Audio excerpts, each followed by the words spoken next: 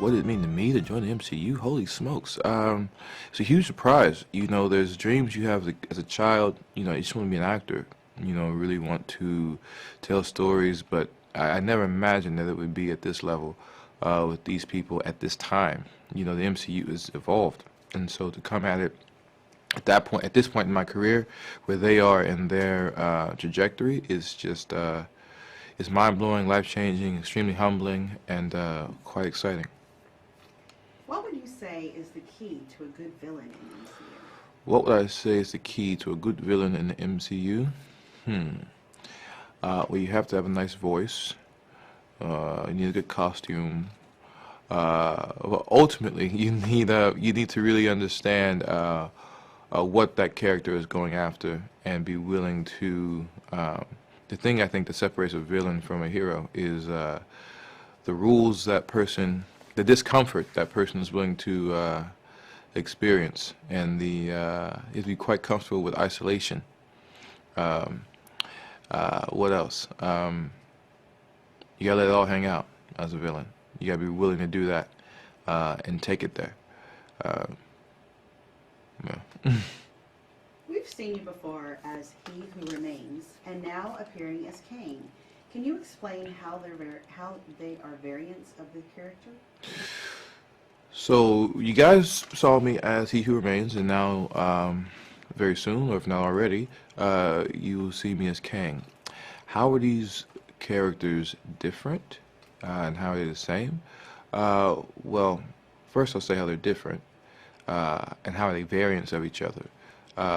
They both have what I call, this is not in the comic books, the Kang gene, right? They have this Kang gene, and the Kang gene is this little bitty element that's inside each Kang that makes them. It's like the little chip that's in them, and they all have the same chip, though they have different operating systems. They also have different software, but they have the same chip. This is getting crazy, but that's how I'm working right now. He Who Remains is a bit more outwardly intellectual. He lives in that world a bit more. He's also physical. Kang is, by definition of his name, a conqueror. So he's extremely physically active. He's making change in his current space, in his current world. Though he's also has a very hyper intelligence. That's overall with Kangs. Kangs have hyper intelligence. That's in the comic books. How else are they different? Well, one wears flip flops and one wears combat boots. I can go on forever. Next question. What makes Kang the MCU's new and extremely formidable villain? What makes Kang the MCU's new and extremely formidable supervillain? One, this is a supervillain that is first and foremost flesh and blood. That is spooky because you can relate to him. The other thing is he's seen everything. He knows everything. And it is that amount of time and his relationship to time that makes him that cunning, which gives him that much uh, uncomfortability for the things he's seen, and he has opinions on it. And he has feelings about that. Imagine having feelings about not just your life, but hundreds of thousands of millions of infinite lives. All of that emotion, all of those thoughts, all those dreams and nightmares, all in one individual. That person is extremely dangerous and is not to be reckoned with. How do you prepare to shoot a scene, and what role does music play in your prep?